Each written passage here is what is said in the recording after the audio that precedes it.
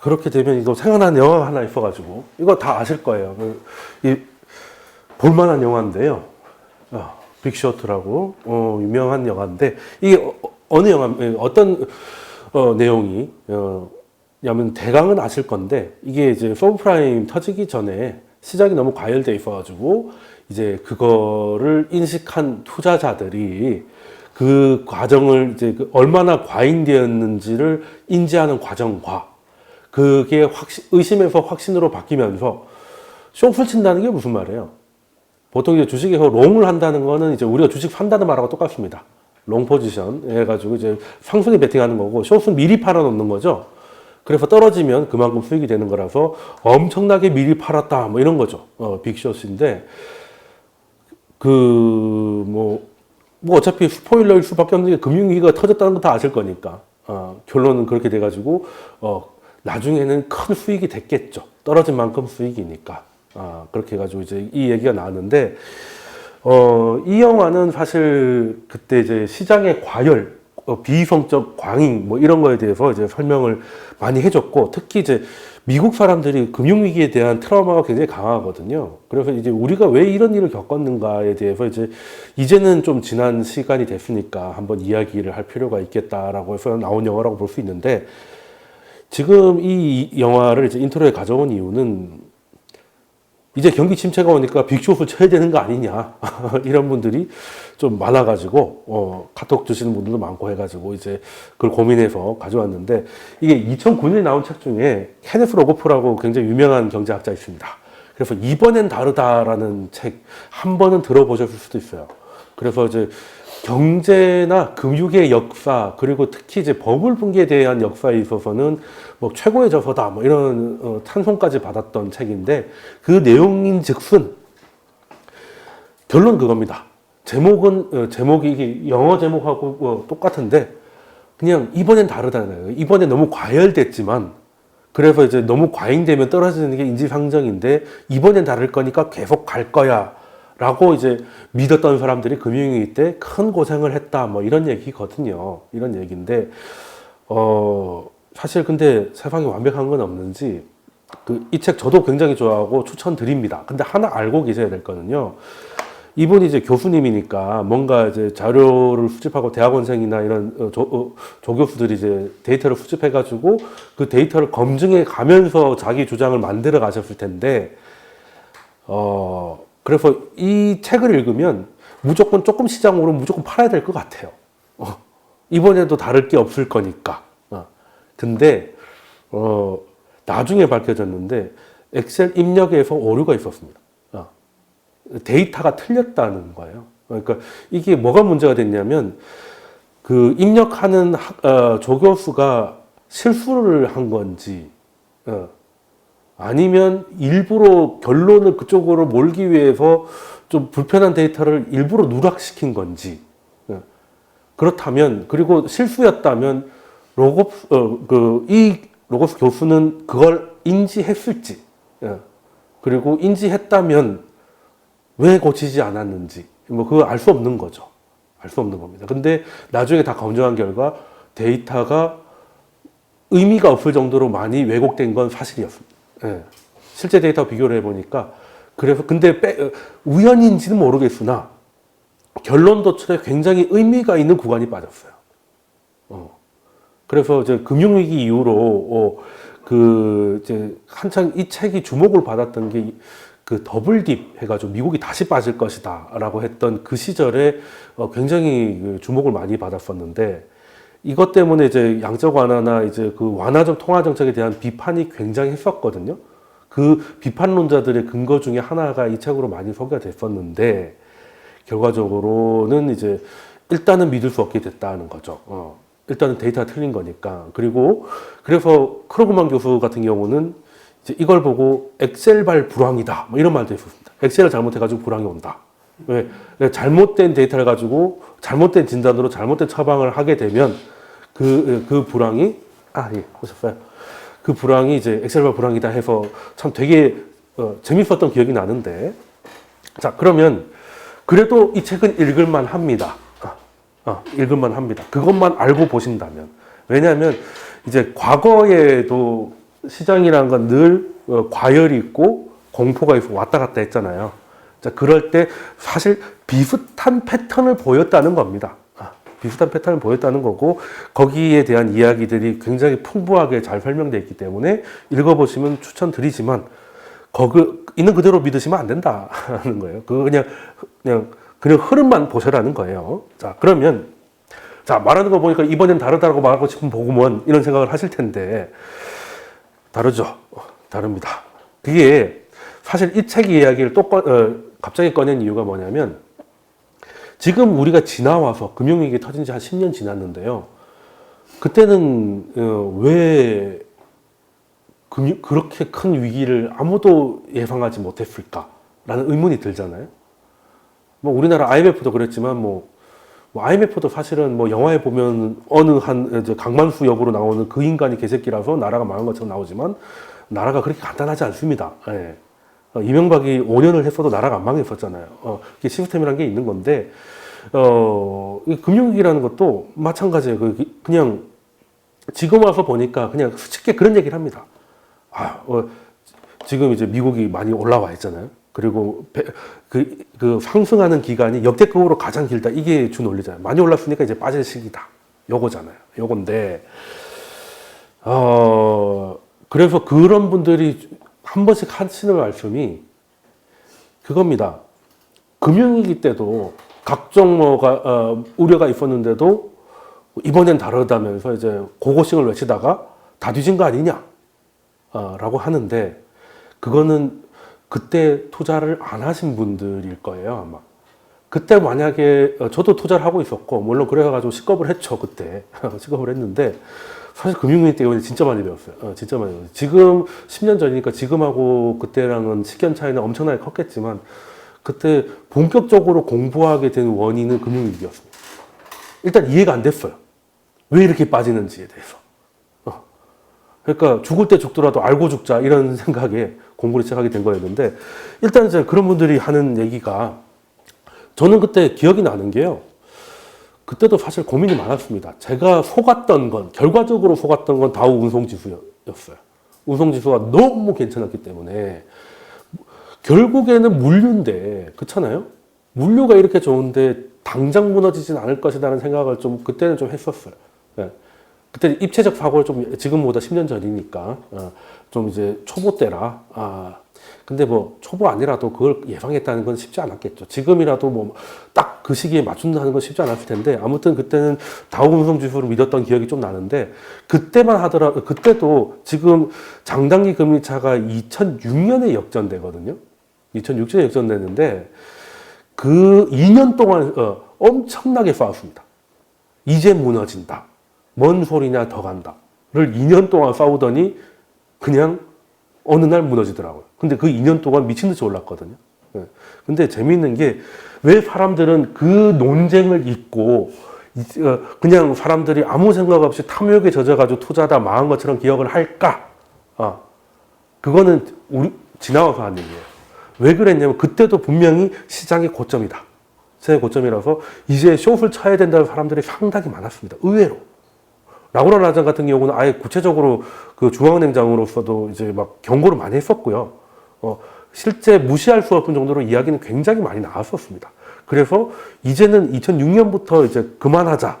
이제 하방에 베팅하는 세력들이 생각보다 많이 나왔는데 왜 그게 안 됐냐면 2년 동안 너무 많이 올라서 숏친 사람들이 다 죽어버렸어요. 그렇잖아요. 2006년에 역전이 됐어요. 그래서 이제는 무너진다라고 해가지고 이제 100만 원의 공매도로 쳤어. 자기 생각에 50만 원 떨어지면 팔면 50만 원 수익이니까. 근데 280을 가는 거예요. 2년 동안 쉬지도 않고. 그러면 견딜 수 있는 사람 몇 명 되겠습니까? 2달도 아니고 2년을 빠진다고, 2년을. 그리고 가면 갈수록 더 빨리 빠져요.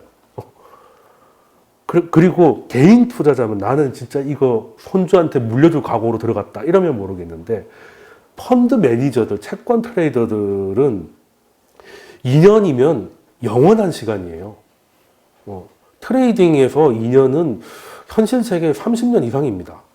무슨 일이 있을지 모르는 거예요. 그리고 2년 후에 내가 이걸 트레이딩을 하고 있을지 안 할지도 몰라요. 그리고 이제 펀드 매니저들은 그게 있습니다. 물론 자기 돈 아니라고 지 마음대로 한다라고 하는데 꼭 그렇지는 않아요. 왜냐하면 손실 제한 폭이라고 있습니다.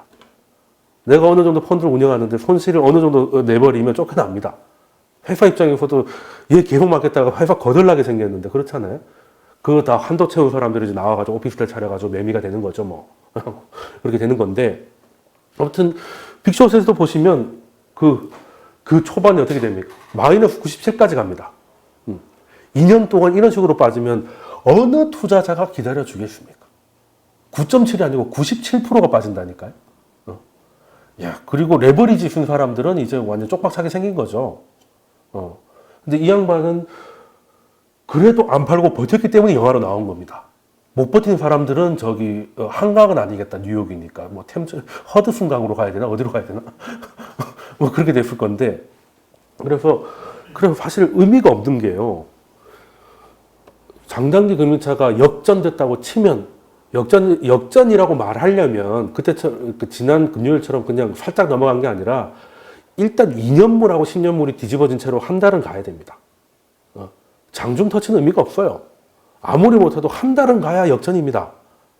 왜냐하면 그걸 보고 있는 지표들이 다 월봉을 보기 때문에 당연한 거 아니에요. 그리고 하루 터치됐다고 난리 날 것 같으면 뭐 그건 어떻게 할 수 없죠. 데이터로서 의미가 있으려면 최소한 한 달은 가야 되거든요. 근데 그런 기준으로 본다면 역전은 안 됐는데 어쨌든 2006년에는 역전이 됐으니까. 근데 이게 확률은 높다. 그리고 이게 오면 경기 침체가 온다라고 하는데 그 사이에 빠진 말이 있잖아요. 빠르면 6개월, 길면 2년이에요. 이거는 의미가 없는 거 아닙니까? 이 정도면. 언젠가 떨어진다 말하다가 떨어지면 맞는 거하고 비슷하잖아요. 사실 경기 침체가 안 온다라고 하는 건 아닌데 그 확률은 높은데 그 실사용이 무의미할 정도라는 거죠. 아니 하방에 쇼쳐놨는데 2년 동안 계속 상승하면 그걸 또 어떻게 견딜 겁니까? 그래서 금융위기가 어떻게 됐냐면 그래서 이 사람을 제외하고 전부 다 만세했을 때, 다 포기했을 때 그때 무너집니다. 이제는 시장에 하방을 보는 사람은 다 죽고 없어요. 그냥 영원히 간다만 남은 거죠. 2006년부터 팽팽하다가 그래서 저는 말씀드려요. 고점 논란이 있을 땐 고점이 안 온다고. 그래서 이제는 고점이라고 말하는 사람이 다 죽고 없어지니까 이제는 막 영원히 간다고 하니까 마지막 불꽃을 확 하고 무너진 거잖아요. 사실 그렇게 된 겁니다. 근데 이제 그 특수 생존자죠. 그래서 영화로 나온 겁니다. 그래서 이게 참 심리라는 것도 좀 대단한데 일단 한번 그래프를 보시면 2006년 그때 보면 요때 2006년에 이게 초록색이 지표입니다. 2년 10년물. 요때 이제 터치하죠. 잠깐 올라갔다가 다시 내려오긴 했는데 근데 공식 터치를 한 거 보면 딱 2년 걸렸어요. 우리나라 코스피 기준으로도 2007년 11월이 고점이었거든요. 미국 증시도 얼추 비슷했습니다. 2년 걸렸어요. 그나마 이때는 빨랐습니다. 그나마 이때는 한 6개월이고. 그러면 이걸 보고 이제 곧 끝날 때가 되어 간다는 것까지는 알겠으나 지금 시장을 떠나는 것은 너무 오바가 아닌가라는 생각을 하는 거예요. 그래서 지금 영화를 보면 약간 안타까운 게 이 사람이 방향을 잘 맞췄잖아요. 이런 비이성적인 시장은 언젠가 무너진다는 건 봤는데 한 1년 반쯤만 있다가 숏을 쳤으면 얼마나 좋았을까. 그 고생 안 해도 됐을 텐데. 그렇죠. 미리 치는 바람에 엄청 고생 많이 했잖아요. 그리고 막말로 이 사람은 트레이더니까 가입자들 도중에 영화 보시면 이제 가입자들 이탈 많이 하거든요. 그 사람은 손실만 받잖아. 결과적으로 남은 사람들 아니면 묻어둔 사람들만 수익이 났지만 어쨌든 중간에 나간 사람들은 그게 안 됐으니 자꾸 시리가 켜지네. 그래서 저는 지난 강의도 말씀드렸지만 장기 금리 역전이 되면 왜 경기 침체가 오는가에 대한 설명은 별로 없죠. 장단기 금리가 지금까지 경기 침체의 높은 확률의 신호가 됐으므로 이번에 역전돼서 사람들이 이제 팔기 시작했다. 이 정도의 뉴스가 나오지 왜 경기 침체를 예고하는지에 대한 설명이 없잖아요. 그거는 누구도 명확하진 않습니다. 근데 여러 가지 주장 중에 제가 가장 설득력이 있다고 생각하는 거는 은행은 단기채를 조달해서 장기채로 장기로 대출하기 때문에 쉽게 말해서 은행의 마진이 없어지는 거죠. 단기물이 2%고 장기물이 5%면 3%가 예대 마진이잖아요. 그죠? 그러면 마진율이 높으면 은행은 좀 떼일 때 떼이더라도 좀 더 마진을 높게 하기 위해서 대출을 좀 러프하게 하고, 근데 마진율이 떨어지거나 역전은 쉽게 말해서 원금, 본전이 안 된다는 거잖아요. 그래서 은행들이 대출을 꺼리기 때문에 시장이 돈이 돌지를 않게 되면서, 신용 경색이 온다. 그럼 돈 구하기가 힘들어지니까 엄청난 레버리지 가지고 돌려막던 한계 기업들이 부도가 날 거 아니겠습니까? 그러면 회사채 금리가 치솟겠죠? 그러면 3% 금리를 버티던 회사가 5%가 되면 풀어집니다. 5%에서 버티던 회사가 7% 되면 풀어져요. 그럼 시장의 부도율이 번지죠. 그럼 은행들은 안 그래도 미치고 파는 장사인데 대출을 더 극도로 꺼리게 되겠죠. 그래서 경기 침체가 온다는 설명인데, 자, 이게 맞다면 정말 중요한 건 은행이 그래서 대출을 하나 안 하잖아요. 그죠? 역전이 돼도 은행이 계속 대출을 하면 상관없는 거잖아요. 이해되십니까? 그래서 지금 미국의 은행의 대출 태도 혹은 긴축 태도로 가는데, 그게 지금 굉장히 완화적이에요. 절대 긴축이라고 말할 수 없습니다. 그게 지지난 강의도 설명드렸는데 20을 넘어가야 긴축이에요. 근데 지금 3이거든요. 아직 많이 남았습니다. 뭐 이게 올라가지 말라는 법은 없으나 그때 움직이면 되고요. 그리고 그 역전되고 2년 동안 한동안은 되게 좋았습니다. 은행 긴축 태도가.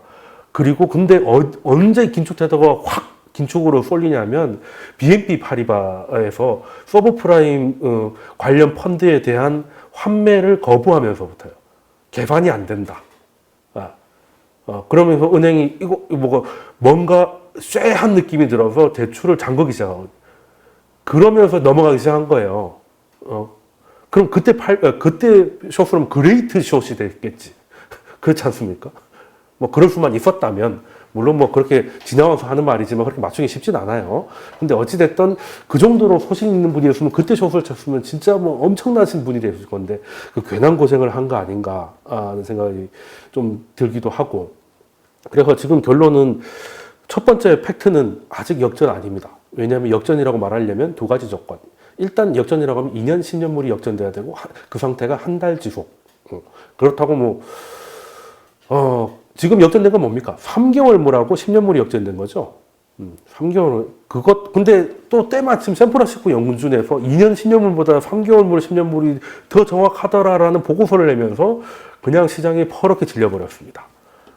또 연준이 보고서를 낼 때 꼭 그 타이밍이 좀 지랄같이 그때 내가지고, 저가 매수를 노렸나 싶기도 한데, 물론 하루 빠지고 다시 상당 부분 올리긴 했습니다만, 그러면 일단은 크게 봤을 때, 현재까지 그렇게 주의 경계지 지금 비상사태, 시장을 떠나자, 이거는 좀 오바고요. 그리고 장단기 금리차 역전에 대해서도 다시 생각해 볼 필요가 있습니다. 첫 번째, 왜냐하면 이게 채권 금리라는 게 일단은 두 가지 요인에서 영향을 받죠. 첫 번째, 주가도 마찬가지겠지만 첫 번째는 경기적 요인의 영향을 받습니다. 앞으로 경기가 너무 좋을 것 같으면 장기채 금리가 올라갈까요, 떨어질까요? 당연히 올라가죠. 성장률이 막 6, 7% 나온다. 우리나라 지금 성장이 안 보이지 않습니까? 그래서 10년물이 미국보다 더 금리가 낮아요. 그런 거거든요. 그게 이제 경기적 요인이고, 두 번째가 뭐겠습니까? 채권도 결국 사고 팔죠. 사고 팝니다. 그러면 사는 사람이 많으면 가격이 올라가게 돼 있겠네요. 수급적 요인도 있다. 이겁니다. 근데 앞에서 설명한 것들은 다 경기적 요인에 대해 기반한 거죠. 자, 역전이 왜 됩니까? 경기가 일단 좋았어요. 쭉 좋았다가 중앙은행이 경기가 좋다는 말은 즉 물가가 오른다는 얘기죠. 물가 계속 오르면 됩니까? 안 됩니까? 안 되죠. 중앙은행은 금리를 올리기 시작합니다. 그래서 2%에서 예를 들어 5%까지 올리고 있는데, 근데 경기는 정점을 찍고 있어요. 왜? 2%에서는 괜찮았던 회사들이 5%에서는 안 괜찮거든요. 그런 회사들이 날아가기 시작하면 다시 이제 실업자들이 다시 나오기 시작하고 이제 경기가 정점을 찍고 내려오기 시작합니다. 근데 금리는 그 어느 때보다 높죠. 그래서 물가 때문에 단기 금리는 끌어올려지고 중앙은행에 의해서 그리고 경기가 정점을 찍었기 때문에 장기 금리가 내려가게 되죠. 그래서 평평해진다는 겁니다. 근데 이거는 전적으로 경기적 요인이죠. 전적으로. 근데 수급적 요인을 얘기 안 하더라는 겁니다. 수급적 요인. 일단 단기채가 중앙은행의 금리 인상 인하에 영향을 크게 받는다는 건 이제 뭐 상식입니다. 근데 장기채를 한번 보죠. 이게 장단기 금리 차에 대한 우려는, 역전에 대한 우려는 1990년대 신문에도 나옵니다. 꽤 오래된 지표라는 거죠. 근데, 제가 예전에 그 증권회사 있을 때, 누구였는지 모르겠는데, 외국에서 꽤 유명한 그 투자자가 한국에 와가지고, 잠깐 이제 컨퍼런스 시간을 좀 가진 적이 있어요. 그래서 이제 후배가, 그분 너무 존경해가지고 책이나 책을 다 산 거죠. 그래서 그걸 다 들고 와가지고 사인을 받으려고 가서 줄 기다려가지고 사인을 받으려고 했는데 그분이 책을 이렇게 보더니 이제 막 두 개로 나누더래요. 그리고 이거는 버리라고 하고 여기다가 사인을 해주더라는 겁니다. 왜 그러냐 하니까 이건 금융위기 전에 했었기 때문에 모르는 게 더 낫다고 하는 거죠. 그게 뭐겠습니까? 금융위기가 생각보다 금융 환경을 엄청나게 많이 바꿔놨다는 거예요. 마케팅도 인터넷이 있던 시절과 없던 시절은 완전 천지 차이지 않습니까? 금융위기가 그런 거예요. 마케팅이 인터넷 같은 겁니다. 자, 첫 번째, 양적 완화가 뭡니까? 양적 완화가. 자, 금리를 낮춰가지고 은행들한테 자, 대출을 다시 해줘라고 했는데 경기가 쩔어 있어가지고 은행이 돈을 안 풀어요. 그래서 하다 안 되겠으니까 중앙은행이 직접 튀어나와가지고 장기채를 사고 돈을 시장에 뿌리는 거지 않습니까? 그게 양적 완화인데, 그러면 금방 뭘 산다고 했어요? 중앙은행이? 장기채 산다고 그랬죠. 원래는 단기채만 합니다. 장기채는 그래서 시장이 결정한다 해서 시장금리라고 해요. 근데 시장에 한국은행이 뛰어드는 거지 뭐. 쉽게 말해서. 그게 양적 완화의 결정적 차이예요. 자, 그렇게 보면 장기채를 사면 장기채 가격이 돈을 찍을 수 있는 중앙은행이 사겠다고 뛰어들면 여기 가격은 올라갈까요? 떨어질까요? 당연히 올라가죠. 빅브라더가 왔는데. 그래서 보시면 이게 금리거든요. 장기채 금리예요. 무슨 양적 완화 같은 게 딱 나올 때마다 금리가 후려치는 거 보입니까 이게? 이게 뭐예요? 채권 가격이 올랐다는 뜻이죠. 그러니까 몇 번 후려치니까 이제 아예 그냥 모든 걸 포기하고 옆으로 기기 시작했네요. 구조적 저금리가 시작됐다는 겁니다. 이번에 장단기 금리차 역전은 정확히 3개월물, 10개월물 금리 역전은 구조적 요인에 기인했다고 봐야 된다는 거예요. 그 장기 금리가 지금 저성장 저금리가 양적 완화 이후로도 가속화됐기 때문에 장기 금리가 올라갈 거리가 거의 없어요. 어려운 말로 그 상승 압력을 받을 일이 없습니다. 왜? 매수자가 너무 많으니까요. 자, 보시면 이형물은 연준이 이제 금리를 올리기 시작하면서부터 끌고 올라옵니다. 근데 장기채는 박스권을 보이고 있죠. 어떻게 보면 예고됐던 거예요. 예고됐던 겁니다. 예고됐던 건데. 그래서 수급적 요인도 봐야 된다는 거예요. 수급적 요인. 근데 이게 이번에만 있는 것도 아닙니다. 자, 98년에 금융위기 전에, 08년대 금융위기 전에 그때 이제 금리차 역전되고도 2년 동안 더 올라가고 막 난리가 나가지고 오히려 훼손이 많이 됐다고 했는데 그때도 사실 수급적 요인 때문에 더 왜곡이 됐어요. 실제였으면 2년까지 차이가 안 났을 수도 있었는데 어떤 일이 있었냐면 이게 먼저 나와버렸네. 이게 당시에 롱텀 캐피탈이라고 뭐 아실 겁니다. 연준 부의장 출신이 노벨 경제학자 2명하고 이렇게 하나 만들어가지고 세계의 천재가 만든 펀딩 컴퍼니였는데요. 여기서 이제 수학의 천재들, 뷰티풀 마인드들이 모여가지고 막 이제 돈 벌 길을 찾아낸 거야. 그래서 뭘 했냐면, 자, 미국 채권을 팔고 이머징 채권을 사는 거예요. 그러면 달러가 떨어지고 미국 채권이 떨어지고 이머징이 올라가면 이제 수익이 나는 그런 구조가 되는 거죠. 그러니까 이머징 채권 금리가 떨어지면, 그러니까 이걸 매도하고 러시아 그때 이제 러시아 사태 때문에 복잡해졌는데 이머징 채권을 산 거죠. 이머징 채권을 산 건데 문제는 그때 이제 러시아가 조금 위험하다는 얘기가 있어가지고 자기들끼리 계산을 한 거예요. 그래서 러시아가 배를 짤 확률이 뭐 20억 분의 1인가 20만 분의 1인가 뭐 했는데 저는 이해가 안 됩니다. 2분의 1은 될 것 같은데 러시아를 어떻게 믿어? 뭐 아무튼 뭐 그래서 이게 알파고가 나발이고 필요 없는 게 푸틴을 알았으면 바로 배제했을 텐데 아무튼 그때 푸틴이 맞았는지 모르겠으나 러시아는 정기적으로 배제는 나라잖아요. 우리도 한번 날아갔지 않습니까? 그래서 뭐 헬기 받아오고 불곰 사업 했던 게 떼인 돈 무기로 받아온 거였잖아요. 우리가 노태우 대통령이 가서 그러지 말라고 얘기를 해줬으면 살아있을지도 몰랐을 텐데 아무튼 그 20억 분의 1의 확률이 빵 터져가지고 러시아가 배를 잽니다. 러시아가 배를 째니까 이머징 채권 가격이 어떻게 되었어요? 급락하죠. 급락합니다. 근데 얘는 안전자산 미국 팔아놓고 얘를 샀잖아요. 그러면 시장이 거꾸로 가잖아요. 이머징이 부도가 났으니 미국채가 올라가고 거꾸로 돼가지고 이제 회사가 한 방에 날아갑니다. 그래서 참 자주 나오는 사례인데 문제는 이제 회사가 날아가게 생겼으니까 팔아야 되잖아요. 그래서 이제 골드만삭스가 이제 감사에 들어갑니다. 이 회사 얼마 그 가치를 매기려고. 근데 이제 고양이한테 생선을 맡긴 거지. 뭐 하는 애들이에요, 이거?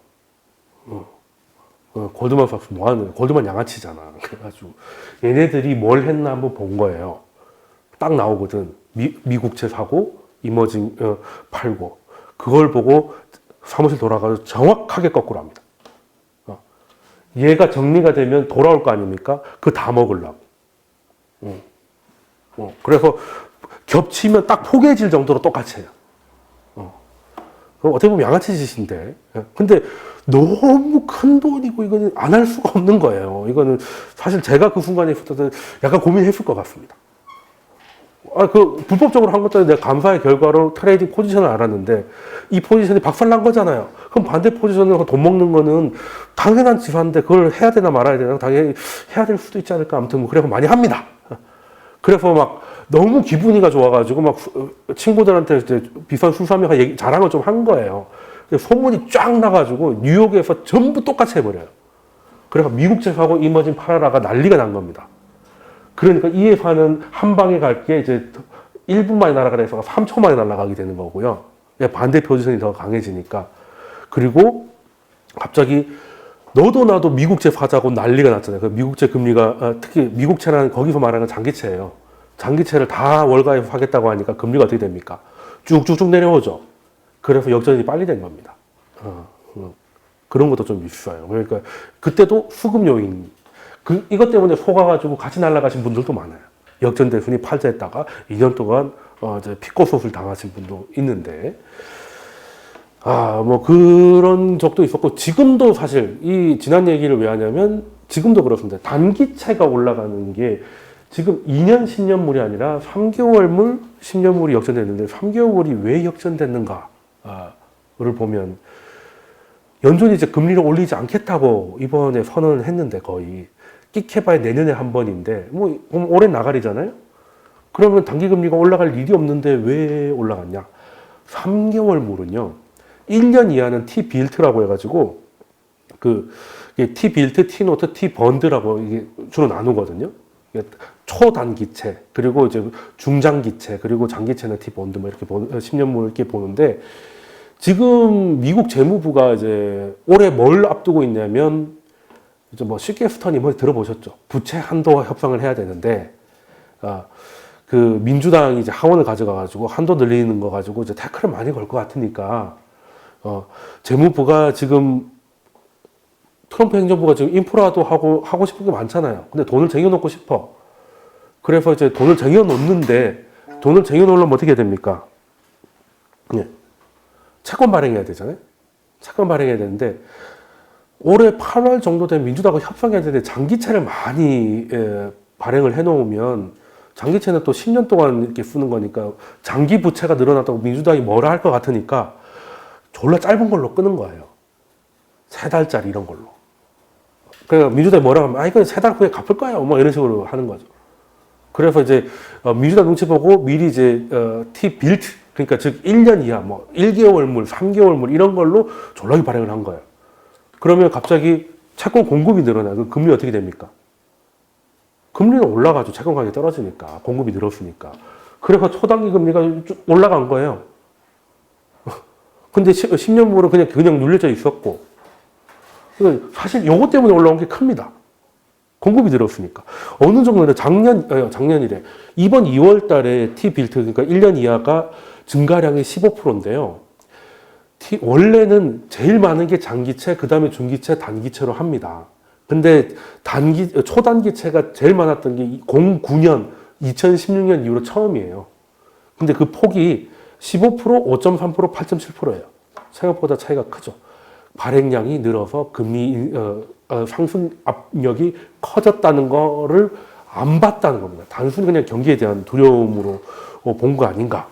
그리고 또 장기채, 특히 10년물, 금융위기 이후로 그 규제가 엄청 강화돼가지고 뭐 연기금이나 이런 데는 뭐 싫어도 그 보험처럼 마치 강제적으로 미국 장기채를 몇 프로 이상 보유해라는 게 전 세계적으로 퍼져버렸어요.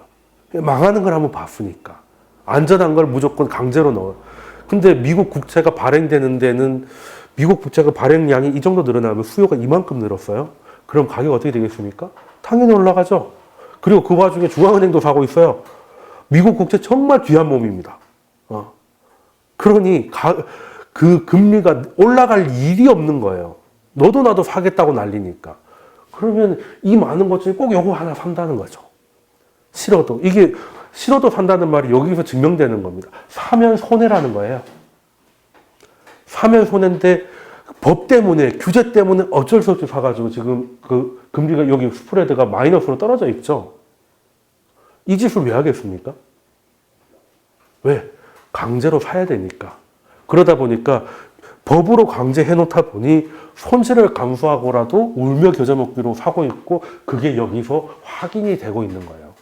다 내려갔는데 특히 장기채일수록 더 많이 내려갔고 30년물은 아예 금융위기 이후로 0% 위로 올라간 적이 없어요. 이해되시죠? 그래서 지금 장단기 금리가 역전됐다고 하는데 정확히 말씀드리면 장단기 금리 차는 나이키화 됐어요. 초단기가 올라가고 나머지는 좀 빠지고 있고요. 장기채는 10년물은 좀 낮은데 이제는 10년물이 예전보다 수급의 이유로, 구조적인 이유로 제 역할을 못하니까 30년물을 본다면 나이키 모양이 된 거예요. 역전 아니라는 거죠. 자, 여기 보시면 자, 금리 차를 이해할 때, 자, 1년 이하, 만기 1년 이하는 연준이 금리를 바꾸지 않으면 변하지 않습니다. 픽스입니다. 픽스예요. 그런데 2년물, 5년물, 그러니까 3년물, 5년물 정도는 3년 하고 5년 안에 이번에 연준이 태세를 바꿀 수도 있으니까 연준의 통화 정책에 대한 기대가 녹아나요. 자, 이 초단기채는 재무부발 공급이 늘어나서 금리가 올라갔어요. 금리 올라갔습니다. 근데 이제 연준이 금리를 심지어 낮출 것 같죠. 적어도 높이지 못할 것 같죠. 그러니까 금리는 내려갑니다. 앞으로 중기채 금리는 내려갑니다. 그리고 10년물은 그냥 계속 눌려진 상태예요. 그러니까 보통 이거를 이렇게 보면 역전이죠. 이렇게 보면 역전이죠. 근데 요거는 안 본다는 거죠. 근데 이게 왜 중요하냐면 3년물, 5년물이 내려가 있다는 말은 다른 것보다 지금 그 앞에 단기채보다 더 금리가 낮다는 거는 연준이 금리 인하로 대응할 것으로 보고 있다는 거거든요. 근데 이때까지 장단기 금리가 역전되고도 경기 침체가 안 갔던 케이스가 있는데 그때 전부 다 연준이 금리를 인하했기 때문이에요. 그렇기 때문에 역전이 된다더라도 결과적으로 나중에 된다 하더라도 3년물하고 30년물의 스프레드가 이렇게 확대되면 역전된 이후로 경기 정점까지는 꽤 오랜 시간이 걸리더라는 거예요. 왜? 연준이 거기다 마사지를 하기 때문에. 요거 보여드릴게요. 자, 요때도, 98년 그때 역전됐습니다. 역전됐는데 경기 침체 안 왔죠. 경기 침체는 요때 왔으니까, 2001년에 나오죠. 닷컴 버블에 옵니다. 역전됐는데 안 왔어. 왜? 그때 연준이 금리를 인하했거든요. 근데 인하할 거란 걸 알아서 지금 연두색, 이게 3년물하고 5년물하고 30년물의 차이예요. 확대됐죠. 한마디로 연준이 금리가 낮춘다는 걸 시장이 반영했다는 겁니다. 그래서 다시 확대되고 넘어갔어요. 그리고 나서 이때는 연준색이 올라오지 않죠. 이때는 왜 연준색이 안 올라왔냐면 물가가 많이 올라서 연준이 금리를 인하하지 않을 거라는 생각 때문에 이게 확대가 안 됐다고요. 그러니까 얼마 안 지나서 경기 침체가 왔죠. 요거 정말 중요한 겁니다. 그래서 좀 그 껍데기만 보면 안 된다는 게. 그리고 이번에도 요때도 별로 확대가 안 됐죠. 연두색이. 그러니까 이때처럼 몇 년씩으로 연장시키지 못했어요. 그래도 2년 걸리긴 했지만. 근데 지금은 연두색이 올라가고 있어요. 다른 거는 다 빠지는데 여기 보면 5년, 30년 스프레드는 확대되고 있습니다. 왜? 내년에는 연준이 금리 인하할 가능성이 있기 때문.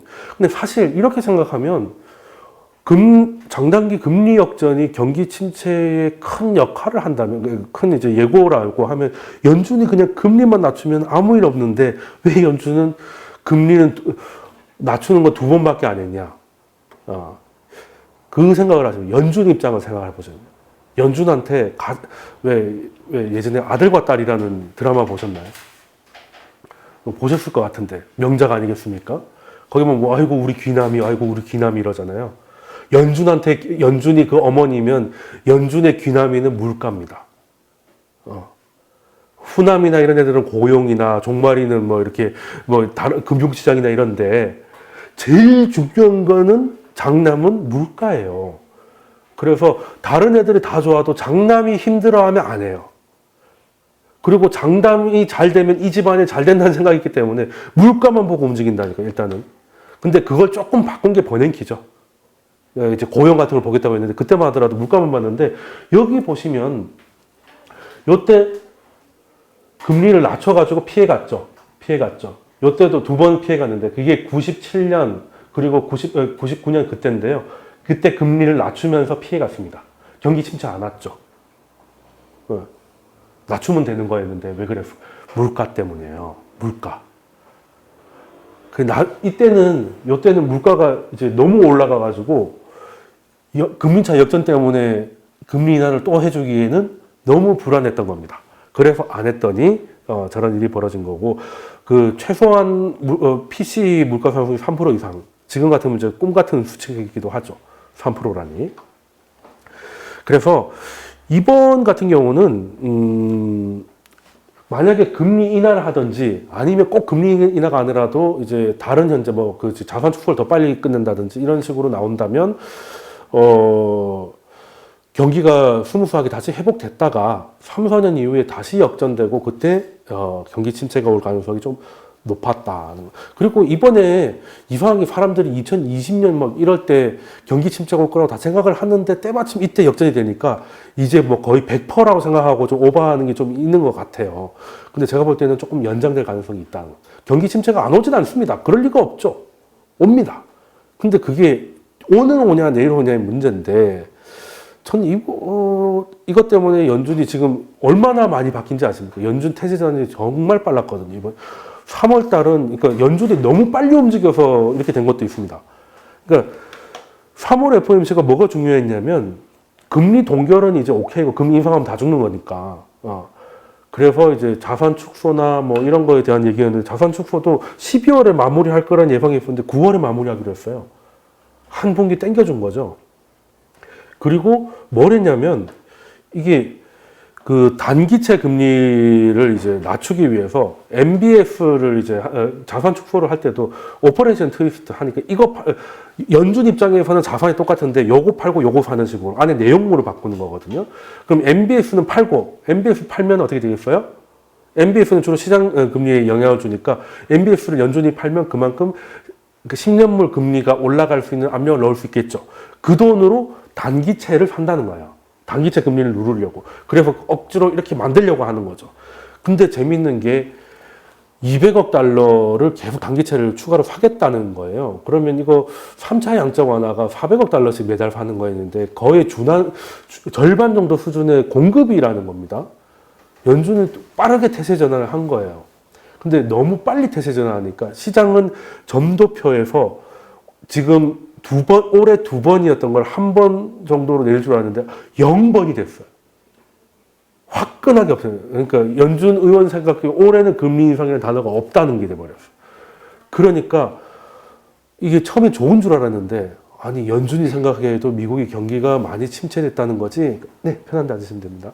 그러니까 연준이 생각해도 경기 침체가 올 것 같으니까 지금 저렇게 하는 거 아니야? 이 생각을 의심을 키워준 거예요. 자, 그러면 자, 여러분들이 채권 트레이더입니다. 자, 연준이 보아하니 이제 경기 침체야. 이제는 금리 인하밖에 없을 것 같고 심각하면 양적 완화를 다시 할 것 같아. 그런데 지금까지 역사를 봤을 때 경기 침체가 오면 평균 4% 정도의 금리를 낮췄습니다. 근데 지금 미국 금리가 2.5죠. 룸이 작아요. 그럼 부족한 만큼 양적 완화를 하겠지. 그럼 여러분들이 양적 완화하면 뭘 사야 됩니까? 10년물 사겠죠? 그럼 지금 미리 10년물 사놓으면 돈 되겠지. 그래서 그걸 보고 야, 이건 주식시장보다 채권이 더 좋네. 이 생각을 한 거예요. 그래서 일단 주식 팔아서 채권 꼭 그렇게 움직이는 건 아니지만 어쨌든 주식시장으로 갑자기 짧은 랠리가 확 들어온 겁니다. 미리 선점하자, 알박자. 그럴 수 있다는 거죠. 그렇게 된 거였고 연준도 뭐 저렇게 나오니까. 근데 또 주식시장 입장에서는 뭐 연준이 돈 푼다고 해서 주식시장이 나쁠 거 하나도 없거든요. 근데 그때는 채권이 너무 괜찮아 보여서 채권 대비의 매력도가 좀 며칠 떨어졌던 것 뿐이지. 그래서 채권 랠리를 자극한 거지 장단기 금리채 때문에 뭐 이렇게 이렇게 된 거는 그냥 언론에서 하는 얘기인 것 같다는 겁니다. 그리고 미국의 경기 침체 얘기 많이 나오는데 미국 경제가 좋습니다. 지금 미국 경제 보고 침체라고 하면 다른 사람은 다 죽었어요. 유럽이나 이런 데는 뭐 부관참시지 뭐. 그렇지 않습니까? 미국은 그 소비만 해도 뭐 1.8에서 2% 정도 나오는 나라입니다. 근데 이제 그게 기본 상수면 그거보다 더 나오려고 하면 기업들이 또 뭔가 투자를 좀 해야 되는데 작년에 좀 감세하고 하면서 너무 질러놓은 게 있어가지고 올해는 별로 안 할 것 같다. 그래서 이제 기저효과도 있고 하니까 올해는 좀 이제 보수적으로 잡자 뭐 이건데 엄밀히 말하면 올해가 나쁜 게 아니고 작년이 너무 좋았던 거지. 2007년 이때가 너무 좋았던 거죠. 2017년 이럴 때가. 근데 너무 좋았던 때를 기준으로 해서 그때보다 안 좋을 것 같다면 그 좋을 때가 어디 있습니까? 그렇잖아요. 그러니까 이거는 약간 과도한 것 같고 그리고 물론 경기 선행지수가 뭐 많이 좀 내려오다가 지금 이제 바닥 신호도 좀 보이고 있고 하기 때문에 미국의 경기 침체 지금 들어간다라고 보기 조금 어렵다. 가긴 가겠지만 지금은 아니다 라는 거예요. 제가 보기엔 좀 더 가야 된다. 아직 멀었다. 지금 뭐 이제 부산에서 출발해가지고 이제 경기도 좀 들어가고 있는데 서울 다 왔다고 집에 전화하고 있으면 안 되는 거지. 이제부터 막히는 건데 그렇잖아요. 그리고 이제 물가가 이제 주요 키포인트인데 여기 이때는 연준이 금리를 낮춰가지고 장기차 금리 역전이 일어났어도 스무스하게 잘 지나갔던 그때입니다. 근데 다른 때는 그러지 않았죠. 이유는 명확합니다. 요 빨강색이랑 노란색이 물가 수준을 보세요. 노란색일 때는 다 2% 이하죠. 금리 인하하는데 크게 부담이 없습니다. 우리 기남이가 힘들어하지 않을 것 같아요. 그죠? 근데 이럴 때는 물가가 지금 상상도 할 수 없는, 물론 뭐 70, 80년대지만 이때만 하더라도 꽤 높았습니다. 그래서 그때는 지금 시장 흔들리는 것 때문에 물가를 놓쳤다가 나중에 더 급하게 올리면 다 죽는 거니까 그냥 왈왈거려도 그냥 생각하고 가는 겁니다. 근데 지금은 모르겠습니다. 물가가 걱정돼서 금리를 인하를 못할 수준일까? 일단 말은 아끼고 있죠. 지금 물가가 낮은데 그거는 유가가 떨어져서다 이런 식으로 하는데 미리 다 얘기할 수는 없으니까요.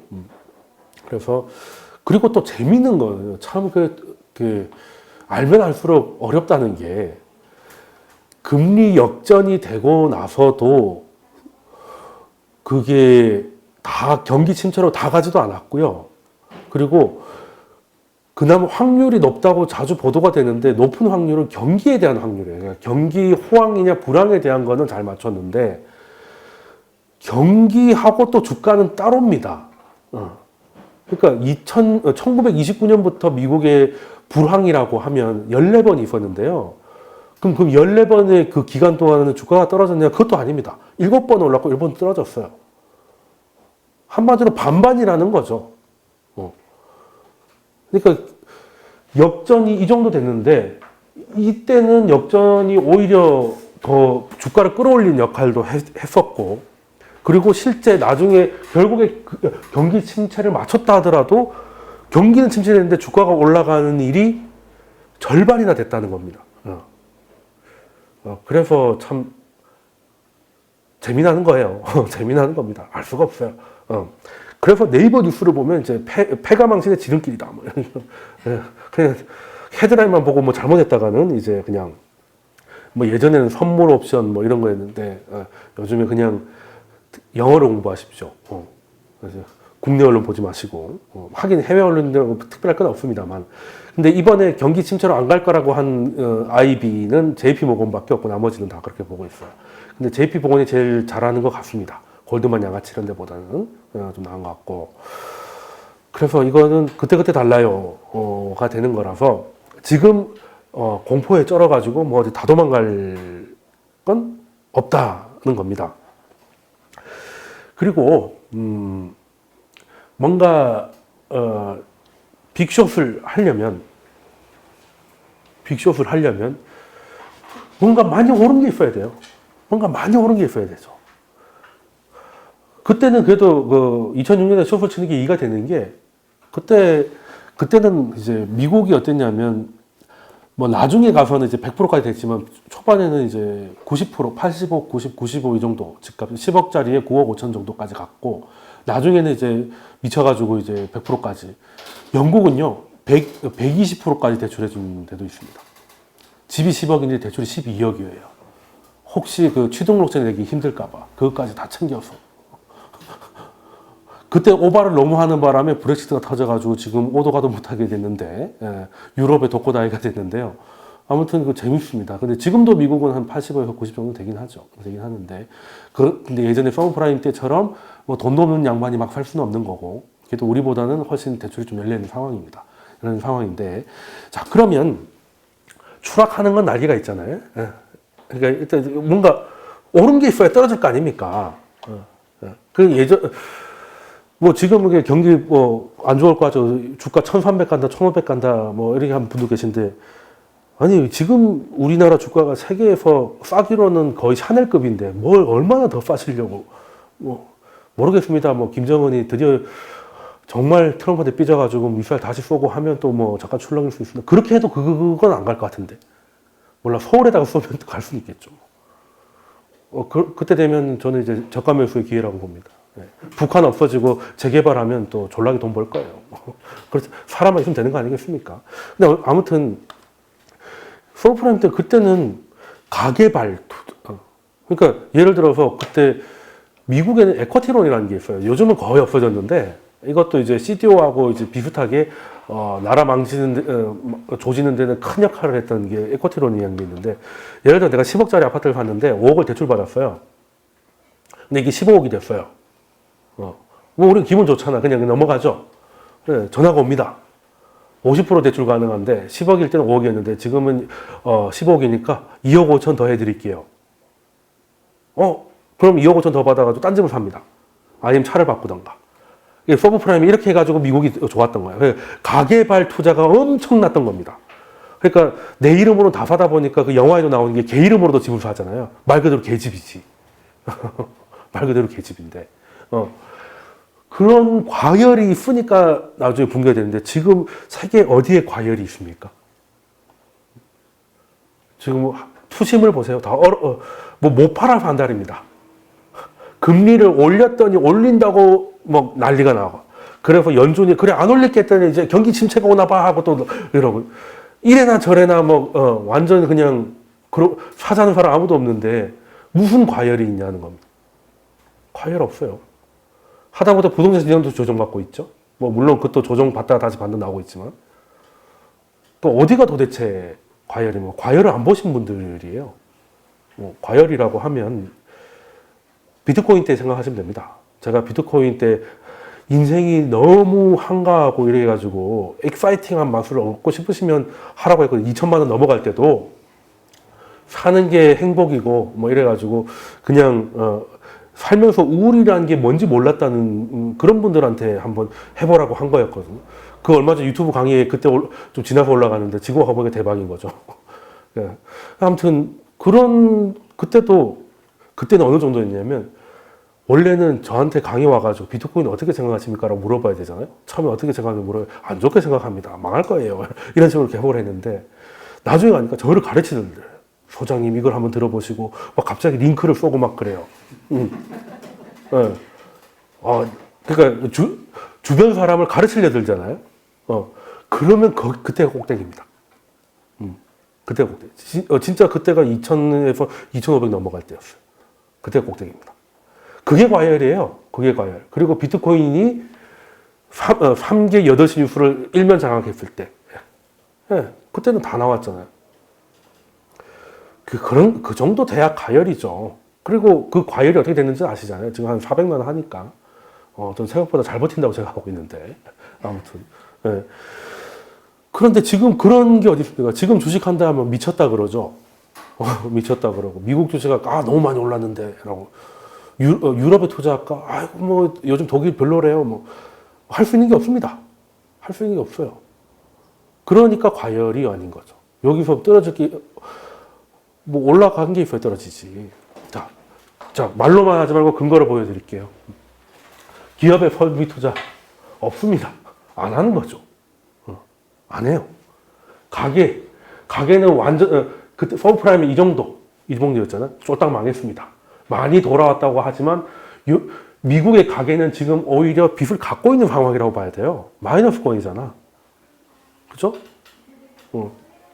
근데 무슨 과열이 있어? 그리고 요거는 뭐냐면 같은 그 채권을 살 때 2년물 누군가는 미국 재무부가 돈이 필요하니까 채권을 발행하겠습니다. 라고 해가지고 입찰을 했어요. 저는 2년을 쓸게요. 누군 10년 썼는데 똑같이 2% 주면 10년 산 사람이 마음 상하잖아요.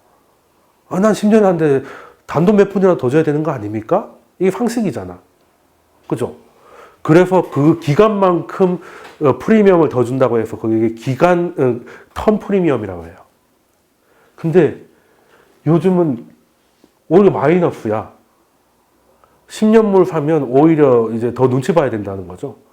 왜? 물건이 귀하니까요.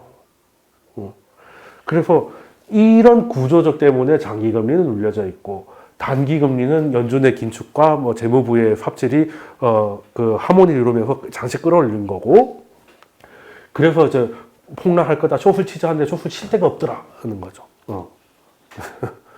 어찌 보면 참 경제지수 이번에 오랜만에 큰 게 나왔는데 강의 준비하기가 되게 쉬웠습니다. 답이 나와 있었기 때문에.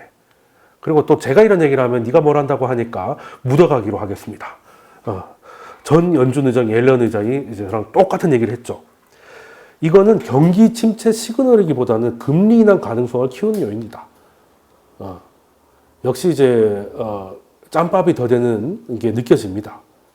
이거는 시장이 지금 연준 보고 금리 낮추라고 아우성되는 겁니다.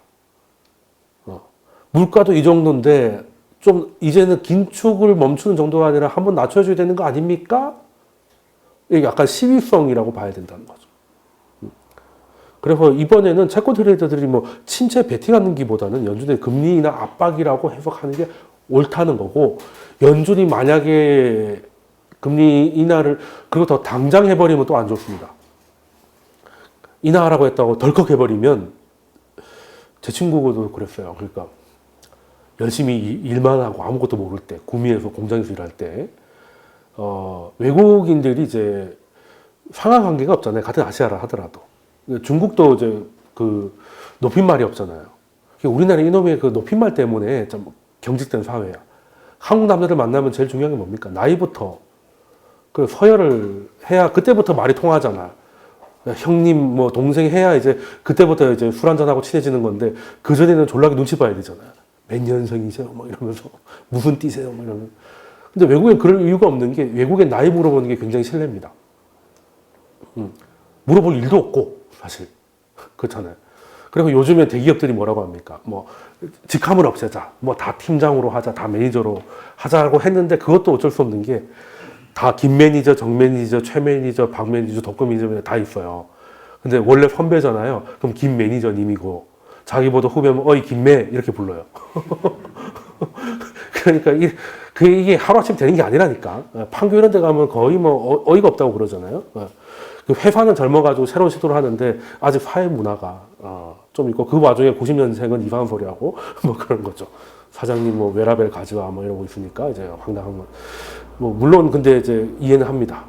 그 친구들은 저성장에서 살았기 때문에 인생이 차라리 재밌기라도 해야 되는데 우리는 목표가 있었잖아요. 왜? 성장한 걸 봤거든. 근데 요즘은 망하는 것만 봤기 때문에 애들이 뭐 툭하면 잘리고 날아가는 것 봤기 때문에 삶의 유희죠. 그냥 이 순간 재밌으면 그만인 거예요. 뭐 잘 될 게 없으니까. 어떻게 보면 슬픈 건데 그래서 굉장히 양면성이 있어요. 다 포기한 것 같아 보이지만 비트코인 같은 데도 또 목숨 걸고 달려든 이중성이 있는 거거든요. 그게 저성장의 한 국면이라고 보는데 아무튼 원래대로 돌아오면 이게 그 위아래가 좀 중요한데 다른 나라들도 뭐 그래서 지금 뭐 캄보디아나 이런 외국인 노동자들이 와가지고 그 친구가 일하던 데서 일을 했던 거예요. 근데 이제 그 사람들이 사장을 어렵게 생각을 안 하더라는 거예요. 일단 말부터가 그냥 반말하면 되니까. 그래서 오늘 갑자기 올라와가지고 사장실 올라와가지고 사장님 월급 올려주세요 이랬더니 그래 50만 원 올려주게 된 거예요. 그러니까 너무 기가 찼던 거죠. 그래서 한국인 직원들이 가서 저희도 올려주세요. 그래 올려줄게 이렇게 된 거예요. 근데 그게 몇 년 만에 있었던 일이거든요. 월급 올라면 기분 좋아야 되잖아요. 근데 기분이 더 더럽더래요. 내가 이 말을 안 해서 지금까지 그렇게 싸게 사장이 나서가지고 하진 않았을 거 아니에요. 이게 무슨 말이냐면 시장에서 금리 인하 해주세요 했더니 연준이 그래 금리 인하 하면 이게 좋은 게 아니라는 거예요. 왜? 연준이 보기에도 이제 경기가 이제 박살난다는 얘기구나라고 해석될 수 있어요. 그죠? 그러니까 연준은 내릴 때 내리더라도 내리는 명분이 명확해야 되고 그러려면 물가가 상당 부분 눌려져 있어야 되고 여러 가지 상황이 돼야 돼요. 그리고 시장이 하라는 대로 또 다 하면 또 애들도 오냐오냐 했더니 또 버릇 없어진다 그런 거 있잖아요. 시장도 마찬가지입니다. 그래서 연준 의장이라는 게 저 FOMC 할 때 라이브 방송 보잖아요. 그 파월 이런 사람 1년 만에 늙는 거 보십시오. 머리 빠집니다. 네, 그런 거 보면 참 쉽지 않은데 일단은 근데 옐런 정도 되면 짬밥이 있고 특히 버냉키하고 같이 일을 했던 그 8년의 기간 동안 엄청나게 성장했던 것 같아요. 그 전과 그 후의 그 내공은 차원이 다를 정도로 느낍니다. 그래서 역시 같이 일하는 팀원의 역량이 중요하구나 느끼고 있는데 그래서 이거는 연준 의장과 부의장을 했던 사람하고 딱 보기에 이건 경기 침체가 아니고 경기를 인하해달라는 요구야. 그러니까 인하할 수 있는 하나의 연준한테 금리 인하를 고민하게 하는 요인일 뿐이지 경기 침체의 시그널이라고 보기에는 너무 오바다. 라고 깔끔하게 정리해 주신 거죠. 주신 거고. 일단은 연준의 입장에서는 뭐든지 왜 장사를 할 때도 깎아줄 때 명분 있게 깎아줘야지 막 깎아주면 예전에는 그게 원가라고 생각합니다. 네, 그죠? 그래서 명분이 아주 중요합니다. 근데 연준한테 금리 인하의 명분이 뭐겠습니까? 경기 침체라고 하면 이러니까 물가가 너무 낮아서라고 얘기할 수 있게 물가가 앞으로 키워드가 될 거다. 아까 말씀드렸잖아요. 물가가 높을 때는 못 올리고 못 내리고 물가가 낮을 때는 낮춰가지고 오히려 그때부터 진짜 게임이 시작됐었다라는 거. 그리고 또 이번에도 빠질 수 없는 게 요즘에는 잊지 말자 기계군단. 자, 미국의 10년물 금리 같은 경우는 굉장히 중요한 지표입니다. 그래서 그 지표가 어느 수준이 되면 어떻게 하라는 게 다 입력이 돼 있어요. 알고리즘 매매라고 많이 들어보셨을 겁니다. 근데 그게 어떤 이유가 됐던 그 어느 선을 밟았어요. 그러면 과거의 방식으로 엑셀에 입력해 놓은 데가 많을 거 아닙니까? 미국 장기채 금리가 뭐 2.5 밑으로 내려가면 이제 경기 침체가 늘어지니까 주식을 팔아라 뭐 이런 걸 넣어놨는데 밟아버린 거죠. 근데 옐런 의장이나 이런 사람이 이거는 아니야 그냥 갈 거야 라고 하는데 컴퓨터라는 건 또 생각이 없잖아요. 터미네이터입니다. 팔라고 하면 어떻게든 팔죠. 컴퓨터 끄기 전까지는. 그러니까 이게 개미들은 생각이 짧고 컴퓨터는 생각이 없어요. 이게 문제죠. AI가 아니고 그냥 입력대로 하는 겁니다. 그러니까 터미네이터가 무슨 월수가 졌다고 그 여자를 죽이려고 그렇게 죽이라고 입력을 했으니까 죽일 때까지 죽는 거 아니겠어요.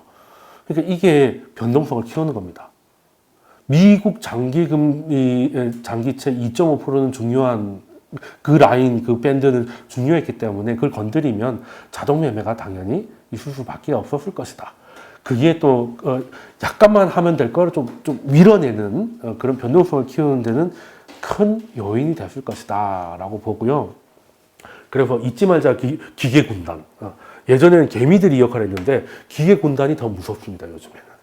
또 기계들을 빨리 팔려면 손이 빠르다 보니까 엄청 빨리 팔아요. 그래서 변동성이 끝장난다는 거예요. 그래서 이제 이번 금리 역전에 대한 결론은 그렇다고 무시하지는 않을 겁니다. 지금까지는 이번은 다르다라는 식으로 얘기를 했는데 그렇다고 무시하지는 않을 거예요. 무시하지는 않지만 그렇다고 동요하지도 않을 거라는 게 제 그 판단이고, 그리고 모든 포트폴리오는 이 뷰에 맞춰서 나갈 겁니다. 그래서 지금 막 시장을 떠나야 된다거나 아니면 현금 비중을 갑자기 늘려야 된다거나 뭐 그런 판단을 하지 않고 있지만, 이게 유의미할 정도로 시그널을 보인다면 그때는 당연히 적절한 대응을 할 것이다 라는 거고요. 그리고 일단은 역전, 오늘 새벽까지도 3개월물하고 10년물은 조금 더 확대되는 스프레드가 그 역전 폭이 조금 더 깊어지는 모습을 보였었어요. 뭐 하루 이틀 만에 돌아오진 않았지만 어쨌든 이 역전이라고 하면 2년물과 10년물이, 특히 또 아무리 3개월과 10년물이라 하더라도 1개월 이상 지속되는가, 1개월 이상 지속되면 연준도 이에 대한 뭔가 얘기가 나와야 됩니다. 왜? 클라리다 부의장이 이걸 지켜보고 있다고 1월 달에 얘기했거든요. 무시하지 않겠다는 말이 클라리다 부의장이 얘기한 겁니다. 저도 그 얘기를 한 거고. 그래서 만약에 역전이 한 달을 넘길 경우 연준의 반응을 보고 판단을 할 것이다. 여기까지 하고 잠깐 쉬었다 가겠습니다. 조지 소로스가 한 얘기로 마무리하도록 하겠습니다. 시장의 속성에는 쏠림이 있다는 거예요. 그러니까 한마디로 팽팽할 때 고점을 올라니고 이럴 때는 팽팽한데 너무 과열되면 그쪽으로 확 쏠린 거예요. 또 지난 연말처럼 너무 또 공포에 또 확 쏠린단 말이죠. 그 쏠림을 잘 이용하면은 이제 꽤 괜찮은 투자자가 되실 수가 있다. 그러면 그게 이제 판단이 어려운 거잖아요. 이게 과열이냐, 아니면 너무 과매도냐. 그걸 이제 공부하기는 쉽지 않으니까 이제 저랑 같이 계속 이렇게 지표를 보시면서 시장을 판단하시면 될 것 같고요. 네, 앞으로 또 뭐 계속 강의 진행될 거니까 오늘 강의는 여기까지 하겠습니다. 자, 고생들 하셨습니다. 네.